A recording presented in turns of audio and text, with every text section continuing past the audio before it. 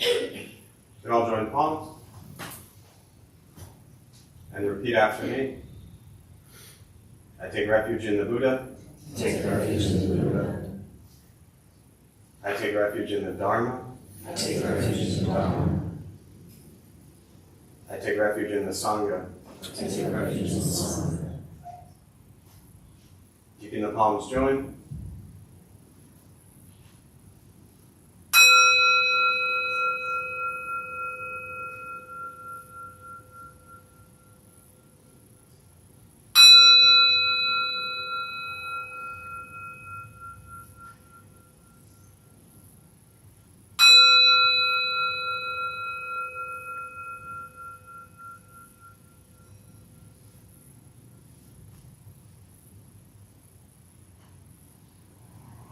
Put the palms down.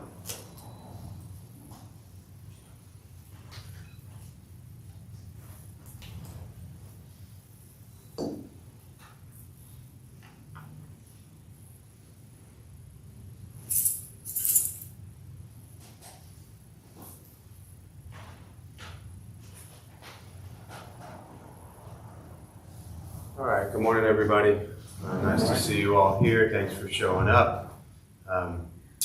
The practice of Buddhism is a practice. And what that means is very often, especially for those who, I see kind of a range. I see it as a good reminder for people who maybe have been at this for 20 or 30 years, and also something to keep in mind if this is like day one for you, or week one or year one or however new you may be to this stuff. Because for me, whether you're 1 day in or 30 years in, it's really the same thing. But it's a practice. And very often when one comes into Buddhism, and again, that's why I say this is really important for beginners or people who've been at this a long time and think they know what they're doing by now, right? Which is a huge mistake. So these two kind of ends of the spectrum, it's something you do and bring into your daily life. Buddhism is not an intellectual thing, right?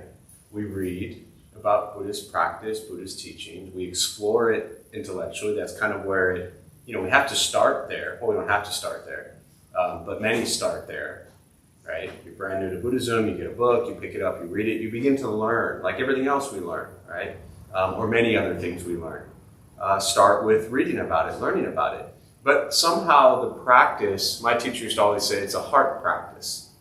It's not a head practice. And this is really difficult for a lot of people, I think, to comprehend and bring into daily life because we often miss the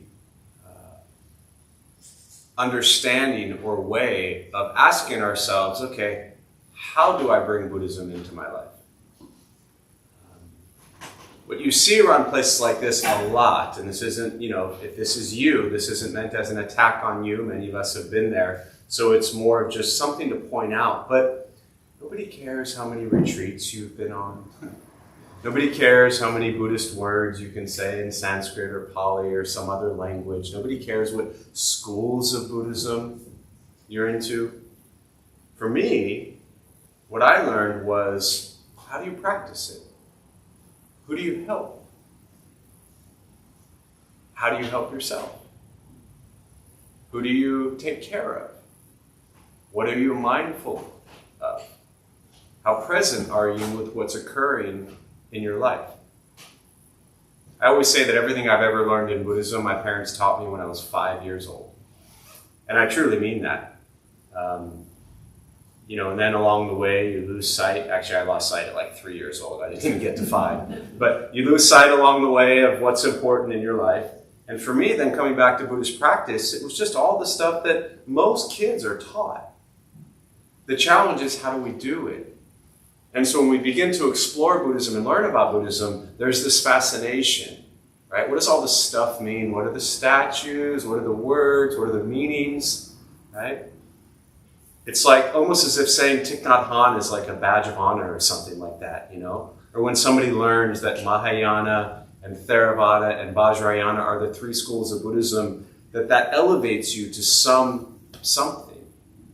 It doesn't at all. The question is, how nice are you to yourself and to those you encounter every day? That's what Buddhism teaches.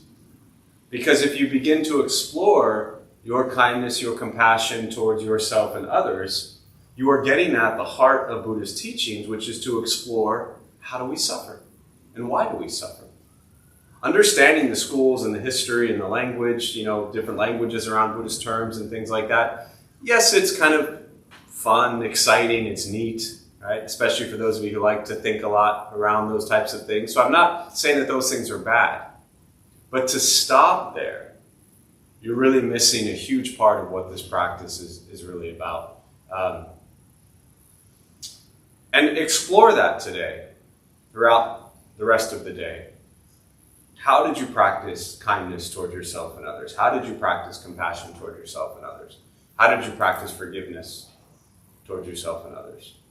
Where do these areas and these teachings play out in your life? Because if we think about, anyone here harmed anyone recently or over the last 20 years, right? They don't want to know what Sanskrit words you know, right? That doesn't help their pain. The pain we cause them to say, I go on retreats once a month, or this is the Zen center I go to, or this is my Mahayana Buddhist practice, that does nothing. If anything, in most cases, it only enhances your what? Ego. Right? Why do I know this so well? Because my first year or two of Buddhism, this is what I was wrapped up in.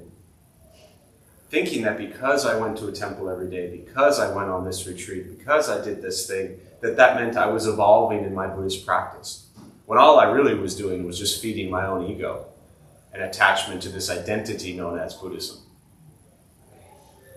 In Buddhist practice, ultimately, all of that ego, all of that attachment, all of that identity falls away. I'm not saying it gets destroyed, but it falls away. Nor am I saying that I know what it's like to have it fall away, just to be clear. But from what I've read, apparently that's what happens, is it falls away. And you just come back to abiding in, what is it like to be kind and compassionate? That's the heart of these teachings. So, again, keep that in mind. Day one, or 30 years in. All right, drop the story. All right, last thing I'll say is, I talk about this a lot, but I talk about the stories that we create in our heads and kind of these boxes of how we explain to people what our life is. And we have the good stories and we have the not so good stories. Your kind of Buddhist world can become another story.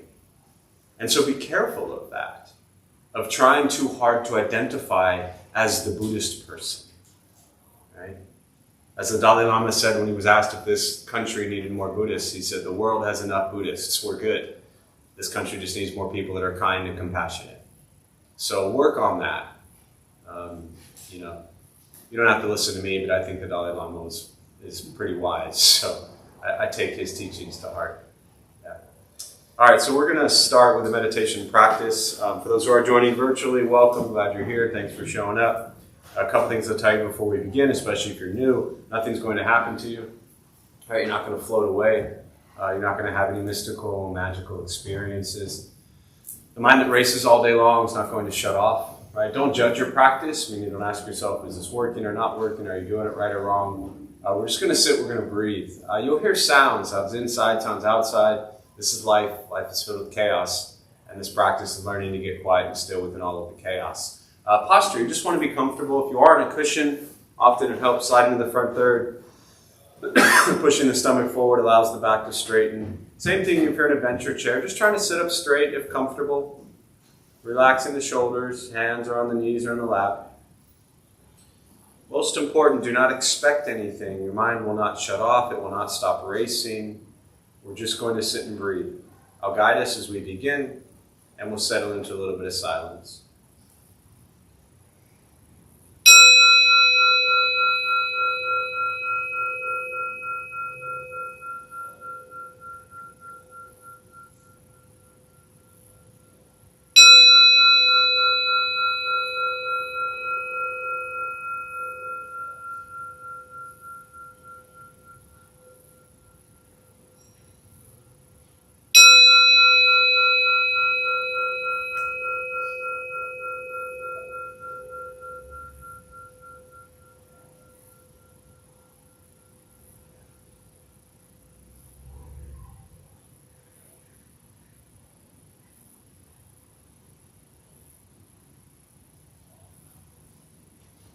And starting with the eyes closed if comfortable, or slightly open. Mouth is open or closed. Start with taking 3 deep breaths, slowly.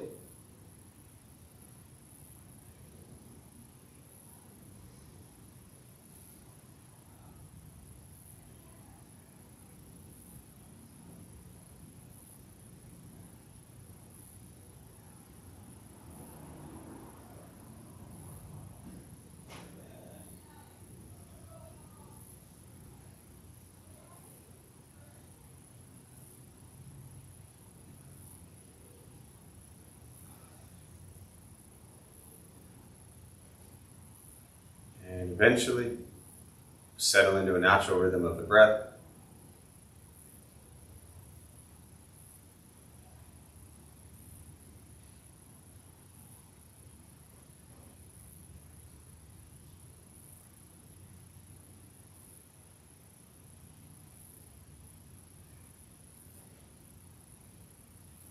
Noticing the mind as it wanders, jumping from thought to thought.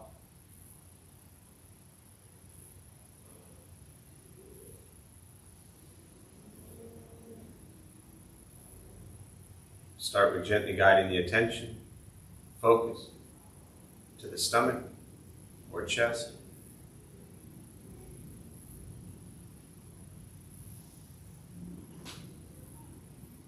Breathing in, feel them rise.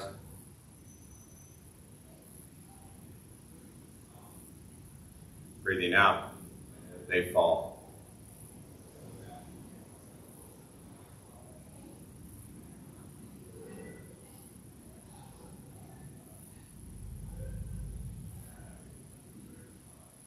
Simply continue this practice,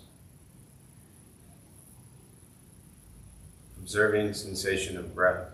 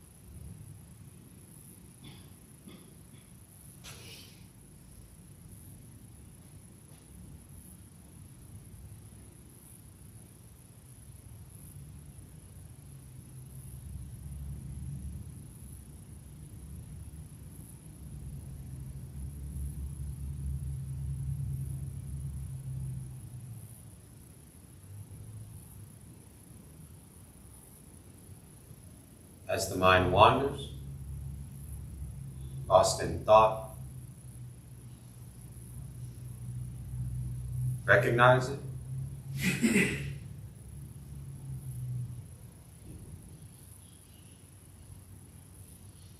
Release that thought.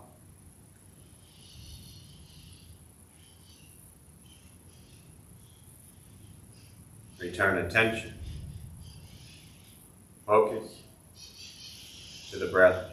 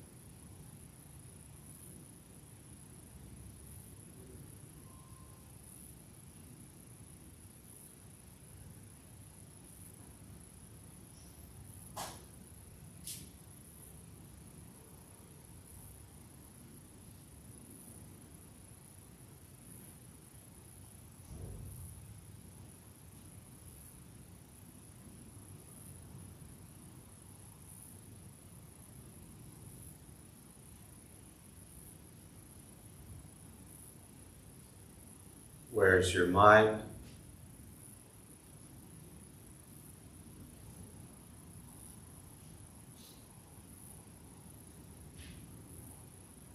Return to breath.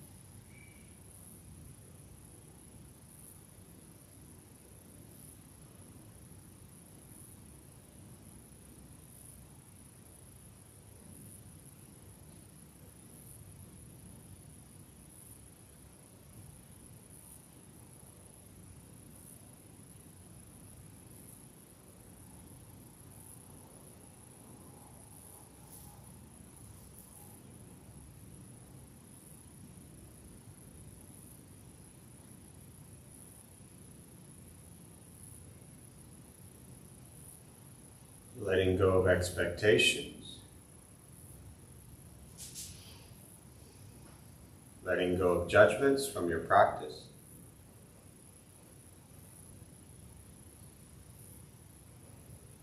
Just sitting, breathing.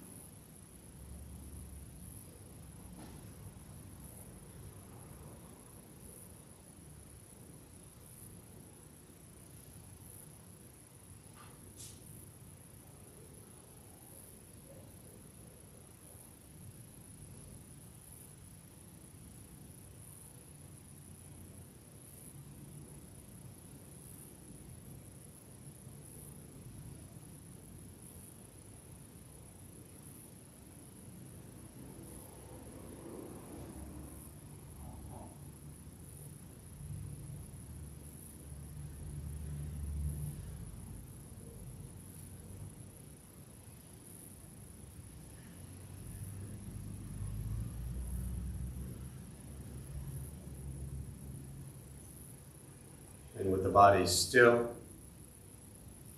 rested,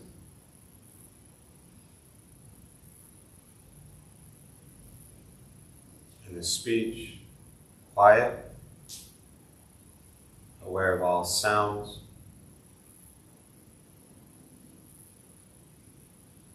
and the mind learning to settle.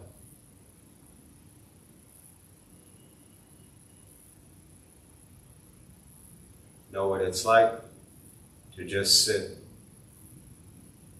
and breathe.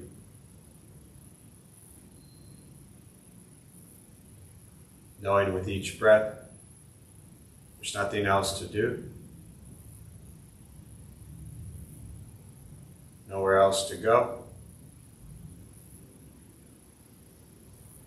and no one else to be.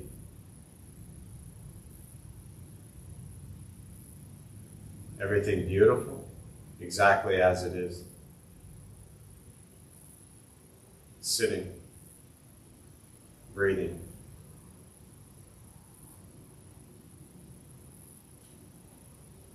And once again, taking 3 deep breaths, slowly.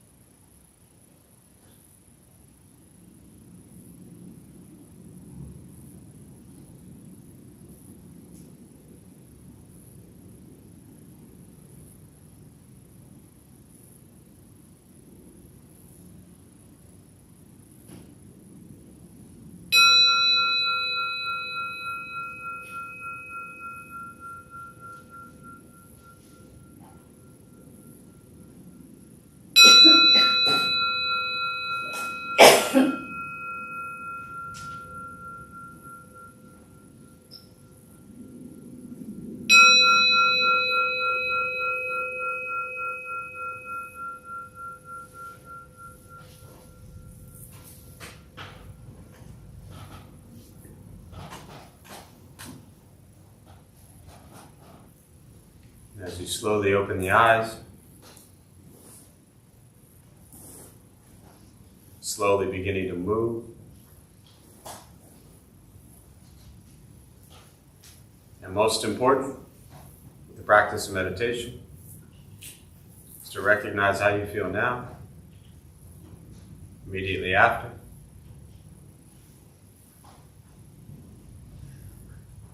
Compare this to how you typically feel throughout your day. Recognize the difference, if there is one. Ask yourselves how you prefer to feel every day for the rest of your life. And realize however you feel now, if it's quiet, calm, and still, or a busy mind, racing mind, whatever you're sitting with at this moment, has nothing to do with anything I said. It's nothing to do with how we sit and hold the hands or cross the legs. It's nothing to do with the sounds around us or anything else for that matter. It's everything to do with your own mind and your own mind's reaction to an external condition. This is what the Buddha called pratitya samutpata, means dependent origination. This is the basis of the Buddha's awakening. The word Buddha simply means awakened. He was a human being, no different than any one of us, who began to understand why he suffered, why he got angry, sad, depressed, stressed, anxious. He began to understand the causal relationship of all phenomena. What that means, very simply, for all of us, regardless of where you come from or what you believe in or where you think you're going, your whole life is filled with things that happen. You react. More stuff happens. More reactions. That's it. This practice is simply learning what it's like to respond to something quietly, peacefully, still, Because for most of us, the way you responded to the last 20 minutes is quite different from how you respond to every other 20-minute period of your day. And so all we're working on is closing the gap to where the way you feel now is closer to how you feel always. Just as driven, motivated, productive, successful, whatever that means to you in your respective lives. But with a mind that's steady, clear, focused, distracted by nothing, disturbed by no one. It's not an easy practice. It's not necessarily fun. It's not an escape, as often people think it is. If your life is a crazy, hectic, stressed out mess, Buddhism isn't going to fix that. It helps you become aware of why your life is a crazy, hectic, stressed out mess, so you can begin to make changes in your life. Meditation is free. Buddhist practice is free. It's just sitting, breathing, becoming aware of what you think, what you say, and what you do in every moment. It is an awareness of your thoughts and your words and your actions, and understanding the intentions behind all of them. Because this creates our lives. The intention behind our thoughts and words and actions. We spend so much time trying to change, fix, control, manipulate everything and everyone around us. And this practice is working on you. Be mindful and aware of your reaction to the world around you. And that in turn actually changes the world around you. But instead of trying to force others to be a certain way, this is dropping that and looking yourself in the mirror very honestly and genuinely and authentically and saying, where am I struggling? Where's my greed? Where's my anger? Where's my ignorance? Where are my cravings? Where are my desires? Where are my attachments? And just being aware of that. Awareness in a sense that is very different from judgment of the self or critique of yourself. But just an honest awareness and saying, okay, this is where I'm at on my personal life's journey. And being okay with that. But also working towards being a little kinder and gentler every day. And as I often share Suzuki Roshi's teaching on what he said to everybody was, you're all perfect exactly how you are, and you all could use a little improvement. And I found this, when I heard it, to be very motivating and inspiring, because very often, especially if you begin to read Buddhist stuff, you'll read all this stuff about loving kindness and compassion and being gentle and kind and nice. And you're like, man, that sounds really good. And then you walk outside and 5 minutes later, you're pissed off and screaming and yelling at people. So you have to, I suggest you recognize that this stuff takes time. You don't just do a few Buddhist classes and read a few Buddhist books and all of a sudden get it. It takes a while.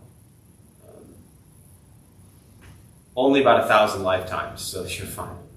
No rush. Be patient with yourself. 1,000 more, I should say. I just wanted to clarify. And I'm partially joking and partially serious.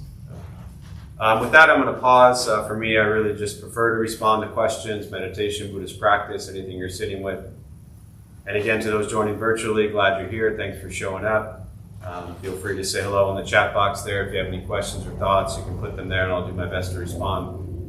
So again, we use the rest of our brief time for questions.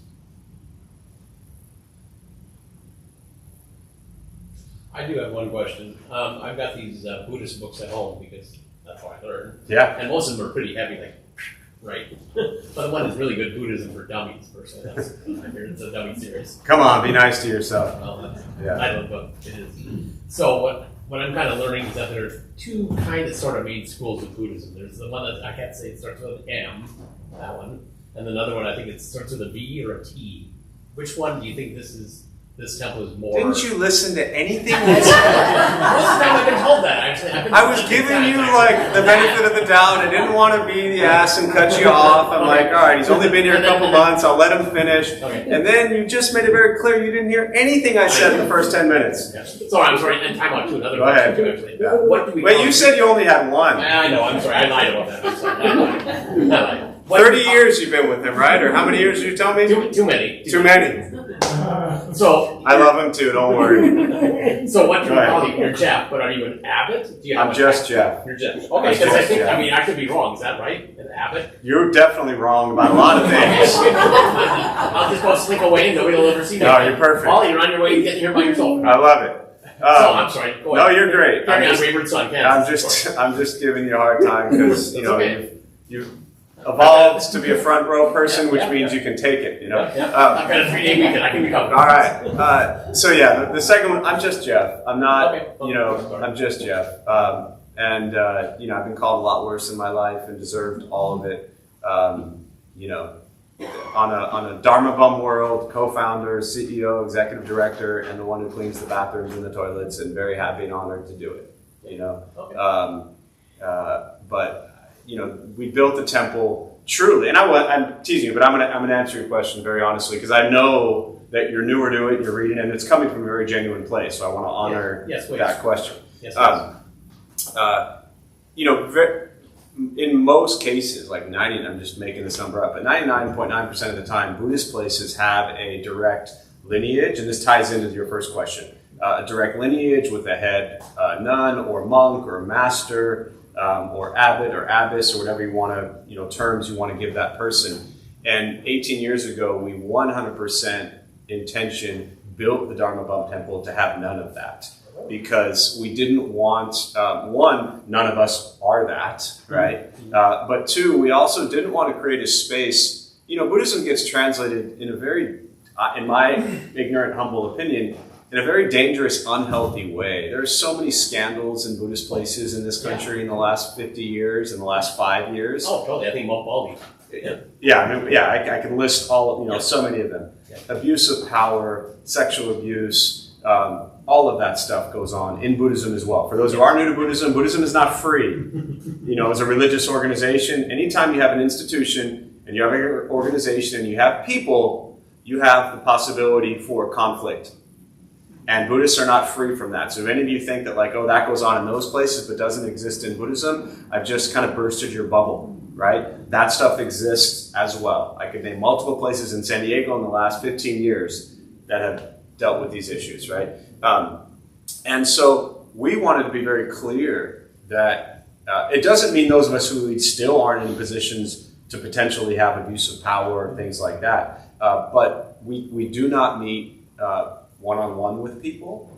We do not counsel people. You know, very honestly, again, to be fully transparent, Maggie and I, as co-founders and as lay ordination people, are fully trained and qualified to do that. Mm-hmm. We don't. You just don't. I don't want conflict. Yeah. I don't want to sit in a one-on-one meeting behind a closed door with somebody who's dealing with tremendous trauma and pain and suffering. I've been working with people who've murdered and raped and in prisons and trauma victims in my personal life for nearly 30 years. And in my temple life, how many of you do I meet with privately here? Other than maybe some random stupid meme, do I send anything to you all people? No. I don't know anything about most of you, and I like it that way. You know, I share my understanding of the Dharma, the Buddhist teachings, Yes. and then you can take it or leave it, Yeah. right? Yeah. So to the second part of your question, to me, that stuff is very important because also as a caution for those who are new, I talked about this, I think even Tuesday night, you got to be careful out there.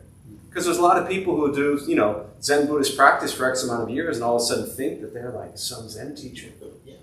Yeah. And begin to tell you stuff. Be careful of old white people with shaved heads. Yeah. Yeah. Right. And I mean that very seriously. I'm not even joking, folks. No, Oh, sorry, I believe old you. white. Did I say people? I meant old white men. Yeah. No, I believe. I'm very serious, 100%. Yeah, I do. I agree. So be very cautious. Old white people scare me anyway. Old white people, period. Yeah. Yeah, and I'm not even being political, I'm being honest, right? So, and as I am and becoming even more of an older white person, I'm in that world, right? And yeah, you got a couple years on me, so you do have more hair than I do. All right, so back to, so is that kind of, does that give context to me and what to call me? Yeah. Just Jeff, right? Okay. The first part of the question, when Buddhism began, right? Siddhartha Gautama from India, when I won't tell the whole life of the Buddha story, but when he passed away, he was born 500 years before Christ, he was Hindu, his beginning to teach is the creation of Buddhism, okay? And when he taught, Buddhism didn't exist. It was just, he was Siddhartha Gautama. They called him the Buddha, the awakened one, and he began to teach. And he died at 80. So this is in India. Over the next 100, 200 years, Buddhism spreads south, goes into Thailand, Laos, Vietnam, Cambodia. You have the development, the one that starts with a T is called Theravada. It means literally of the elders. And this is what is often referred to as kind of the old school teachings of the Buddha. It's based on the Pali Canon, which is kind of the original context where they wrote down everything the Buddha taught. But keep in mind, this stuff wasn't recorded. They didn't write it down as he was speaking. They weren't sitting there with their iPhones writing this stuff down, right? It was memorized. It was an oral transmission of the teachings for, quite a while, right? And they eventually came together and said, hey, this is some good stuff. We should write it down. So they began to transcribe it literally onto palm leaves. And that became known as what was the Pali Canon. And I'm not a scholar, so don't quote me on anything I say, but this is my rough understanding of it. The sutras in the Pali Canon, for the most part, start out with, thus have I heard, at such and such time, at such and such place, the Buddha once said. So the original, kind of those who are into Theravada Buddhism that attach to saying that's exactly what the Buddha said, impossible. It's pretty close. It's pretty close. It might be exact, but keep in mind it was memorized as an oral transmission for a while before it got written down, right? So then you go 500 years later, around the turn of the century, and Buddhism spreads north into China, Japan, Korea, and you have what's called Mahayana. That was the one I think you referred to that was hard to say. Yes, right? thank you. Then about 1,000 years after the Buddha's death, it goes into Tibet, and you have the development of the one that starts with a V, which is Vajrayana. Okay? Theravada initially was called Hinayana. So you have the word yana, Y-A-N-A. Yana means vehicle. Hinayana, which got changed, I'll talk about that in a minute, to Theravada. Hina meant lesser, yana vehicle. Mahayana, Maha is greater, yana is vehicle, greater vehicle. And then Vajrayana in Tibet, Vajra is diamond, these are loose translations, yana is vehicle. So you have lesser vehicle, greater vehicle, diamond vehicle. For the most part, Vajrayana is considered Mahayana Buddhism, but it really is its own school with its own sub-schools within it. They eventually came together and said we shouldn't have one school of Buddhism known as greater than or lesser than. So they changed Hinayana to Theravada. Theravada literally translates to of the elders. So that became known as the School of the Elders, again, based on the Pali Canon. You go to a website, Access to Insight, it's an incredible resource, and it has, for the most part, all of the Pali Canon there. And it is very different depending upon what you're reading. The Pali Canon, it's just direct teachings. It's not fluff. It's not there to have you meditate on rays of golden sunshine emanating from the Buddha's, body. That's the stuff I like, which is the Mahayana Sutras. But Theravada Buddhism is very much, these are the teachings of the Buddha.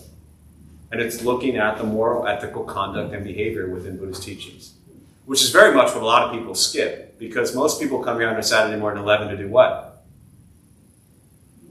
Meditate. Because we know by now, right? Meditate's going to fix all of our problems, right? Meditation without moral, ethical conduct and behavior just leaves you an angry, greedy, pissed off person, right? Moral, ethical conduct and behavior is what changes your life.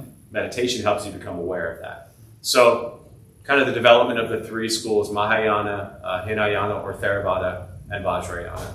And I think the important piece, and I know I kind of downplayed it before, but knowing these things, it's important to understand the history of this stuff. But ultimately, to know, this is obviously my opinion, to know any more about the history of what I just said won't do much for you.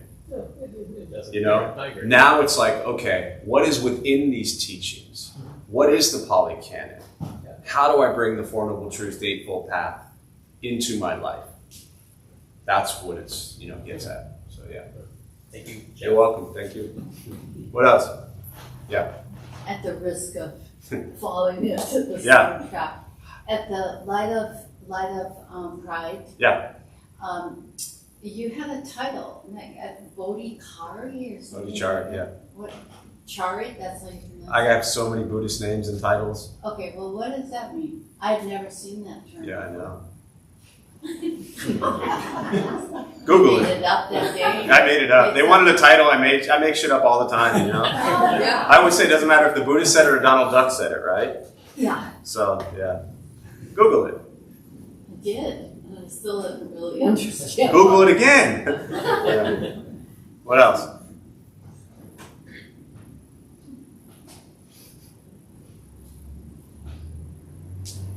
Yeah. Can you explain the story of the blue Buddha? Of the which? The blue Buddha. Oh, the medicine Buddha. Yeah. So in Buddhism, and this really kind of develops later in Mahayana Buddhism, you have what often is referred to are other Buddhas or Buddhas of other world systems or emanation bodies of the Buddha or metaphors of the Buddha. Different cultures, different teachings will kind of look at them and see them and hear them and practice them differently. But for example, my background specifically is more in Mahayana Buddhism, focused on Chan, which is Zen, but in Chinese it's called Chan in Mandarin, and Zen is Japanese, which in English just means meditation. It comes from the word jhana. And so my practice specifically was Chan or Zen and Pure Land Buddhism based in Taiwanese Buddhist practice. And within all of that, you have Yao Shu Fo. Fo is Buddha, Yao Shu is medicine. You have the practice and the teachings in the Mahayana Sutras of the medicine Buddha. And there's a whole medicine Buddha sutra. But to simplify it, any time that one is dealing with health. Well, let me back up and say this. It's important to understand in context for everybody that many people who come into Buddhism in a Western context, one, they just want to meditate because they think that's going to fix their problems. And two, they come into Buddhism, again, I'm not saying all of you, but many, because they don't like religion and they're like, I just want to do this Buddhist thing because it's not religious, right? Buddhism is one of the world's oldest, largest religions and has been for 2,500 years. And people all around the world, millions and millions of people, are very devout, very faith-based, and very much pray to Buddhas and Bodhisattvas. That exists. It doesn't have to exist in your world. It might not be why you came to it, but that stuff is there. And I can talk about that more if you want, but I want to stay on this. And so the idea behind the medicine Buddha is that people will pray to the medicine Buddha for health, for healing. So if one is ill or one is has someone that they know and love that is ill, they will do a meditation, recite sutra. Could be the medicine Buddha sutra, could be the medicine Buddha mantra, could be the heart sutra, could be anything. And the idea is that in these teachings of Buddhism, which includes rebirth, the reincarnation, and an endless continuation of consciousness and an accumulation of karma, we generate tremendous amount of merit, as it's known in this teaching of Buddhism. And so think of it as getting like lots of good stuff. But when you get lots of good stuff in Buddhist teachings and philosophies, what's the best thing to do with lots of good stuff? Give it away. But now you have this dilemma because the more you give in this process of merit, what does that mean? The more you get. So it's this endless cycle of you accrue merit, you give it away. The act of giving it away means you accrue more merit, more positive karma. You continue to cycle to give that way. So you accrue so much merit. And when you're accruing this merit, you then are transferring that. And in prayer, in body, in mind, in heart, in deep faith in the medicine Buddha, you are calling upon the medicine Buddha to heal and help and aid all time, all space, all directions. Or, very specifically, certain people, right? I know for me, and it's not what I share or practice or talk about, because it's not why most people come here. But But I am one of those very devout, faith-based belief in Buddhas and Bodhisattvas. I pray to them every single day. And, January 13th, 2020, I may have mentioned this to you, but when my mom had her stroke, I found, I pulled up the Medicine Buddha Sutra on YouTube. It's a long one that just or the mantra just repeats. Man, I listened to that nonstop for like 4.5 months. And I just had that in my mind. And every merit, every possibility transfer for health and healing. And I think from a practice standpoint, beyond the belief and faith standpoint, what it does, which is often how I share all the Buddhas and Bodhisattvas to utilize them in practice, is to recognize if I'm looking at Medicine Buddha, even if I'm one who doesn't have faith or belief in Buddhas and Bodhisattvas, it represents health and healing. So it's a reminder, what is every single thing I can do in every single moment to ensure that I am as healthy as possible? And the same thing for others. That's what it teaches me. It's a reminder every moment in everything I consume, everything I see, everything I eat, everything I exercise, all of those things, right, contribute, and so many more, obviously, to health. And how we take care of our health is important. But we often overlook it. And regardless of what challenges we have going on in our lives, we still have choices of doing things that will make us healthier versus doing things that will make us unhealthy or less healthy. So, for me, it's a deep belief in the healing of the Medicine Buddha. Yeah. Jeff? Yeah. Are these kind of practices or faith-based, are they more prevalent in Mahayana? versus Theravada? Yeah, definitely. 100%. Which Theravada tends to be more philosophical? I wouldn't say just philosophy, but you're not going to find Kuan Yin, Avalokiteshvara, Medicine Buddha. They're not in the Pali Canon. Yeah. So, Medicine Buddha. What else?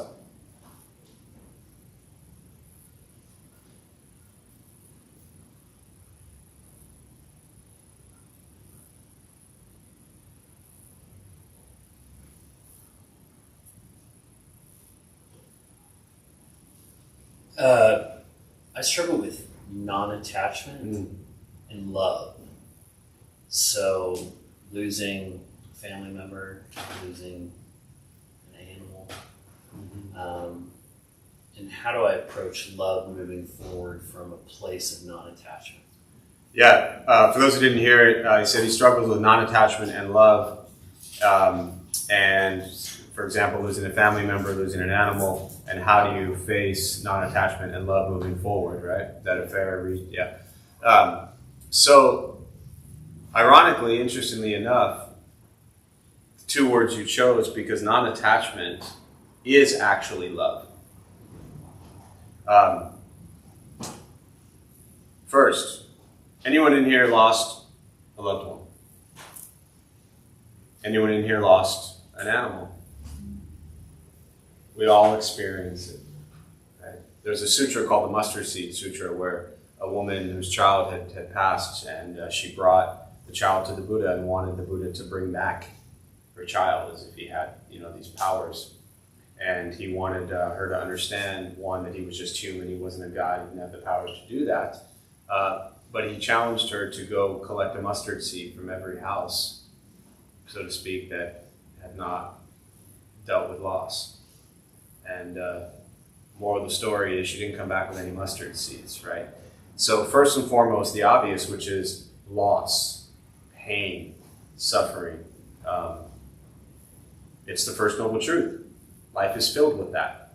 We often want to skip it and jump to the second noble truth, which is the greed, the anger, the ignorance, overcome by the generosity, compassion, and wisdom. But we have to look at the first noble truth, which is life is filled with that. And no matter how much one may understand intellectually and even in the heart the practice of non-attachment, I suggest you do not think that just because you embody non-attachment that means you're not going to feel pain when people die. If you don't feel pain when loved ones or animals die, there's a whole bunch of other shit going on, right? So you don't become so Buddhist that when people die, you're like, oh, they died, cool. No, non-attachment is love, meaning the wisdom teachings of the Buddha, which is how we overcome ignorance, is the practice of wisdom, tells us that we love, but we love without what? What do a lot of people in this room like to do? Control. Thank you, control. I'm sure you're not one of them, but we like to control people and places and things. Non-attachment is absolute love without control. Non-attachment often, and I'm glad you said non-attachment because very often people will say non-attachment, they'll use the word detach or unattached or whatever else. And to me, when I hear detached, it sounds like a severing or a cutting off. And non-attachment is not cutting off. Non-attachment is the heart just like endlessly opening up and exploding in the most beautiful way, right? You have kids? Not to get too personal. Okay, so imagine someone raising a child. You're probably going to try to control a little bit of their life when they're 3 years old, 5 years old, 10 years old. Next thing you know, they're 17 years old. How well is that control working out? Not so well. It doesn't mean you don't love them. It doesn't mean you don't care about them. But you're so attached that you try to continuously control them when they're on their own, man. Right? I mean, think of you as a 17-year-old kid. Did you have a parent try to tell you what to do at 17? Did you listen? No, you're sitting here, so clearly not, right? That's what happens. The love is that, hey, I'm going to love them, respect them, care about them no matter what, but I can't control them. They are their own human, on their own karmic journey, on their own path. This is a great practice in relationships, friendships, intimate romantic relationships, where you love them for who and how they are. But they're also going to do things and be people that are maybe not exactly what you like or how you want them to be, just like us. So when it comes to loss and death, it hurts. It's painful. And it's a beautiful thing to experience. I've lost lots of loved ones and lots of animals, and I've cried, and it still hurts. But it's a beautiful thing because that means you've loved. That means you care that much. So non-attachment doesn't mean, it was actually interesting, and I can even add to the story. So I've been telling the story for a couple of years that there was someone who came here as a high school student. We get a lot of religious institutions, high schools, colleges that come here, or I go there, either way, to do kind of interfaith stuff. And a couple of years ago, I won't say what religious denomination, but non-Buddhist group came here. And the student asked about non-attachment.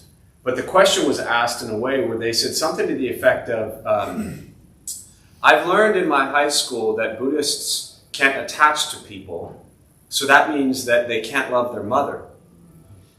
And you can imagine what my response was, right? And so it was like I just totally pulled the cover over this person's eyes and said, no, Buddhists can love their mothers also, right? And so I went into the teaching on that.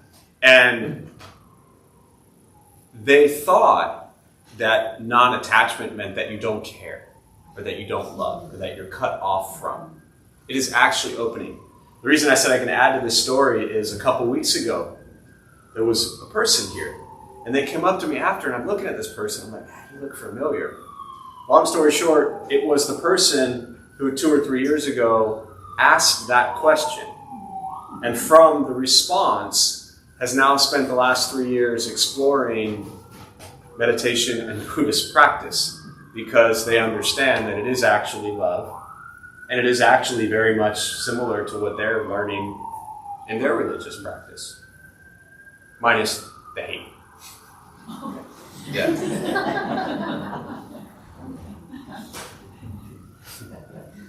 I should just close on that, but we'll do one more. I Yeah. just want to share Yeah, please. a non-attachment. So Yes. my son got married a few weeks ago. Nice. And I use a Dalai Lama quote, which I love. Ah. And it is, give the one you love wings to fly, roots to return to, and reasons to stay.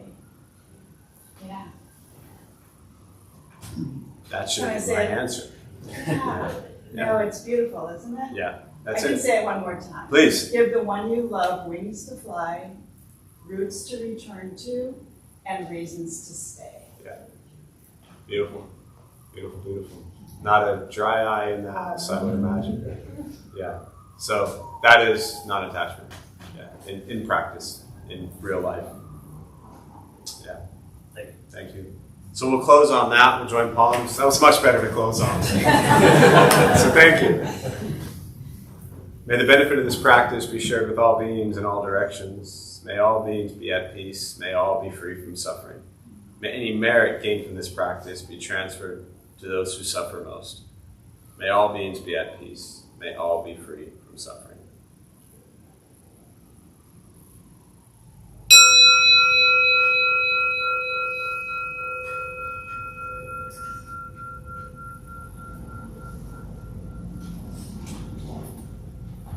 All right, a few quick announcements before y'all head out. Thanks for being here. My name is Jeff. I'm a Dharma Bum. We opened up, you can call me a Dharma Bum. There you go. We opened up the temple 18 years ago to introduce Buddhist practice to those who show up. Those of us who lead, we're not monks, we're not nuns, we're not gurus, we're not masters, we're not teachers, and we're not looking for students. We're just practitioners.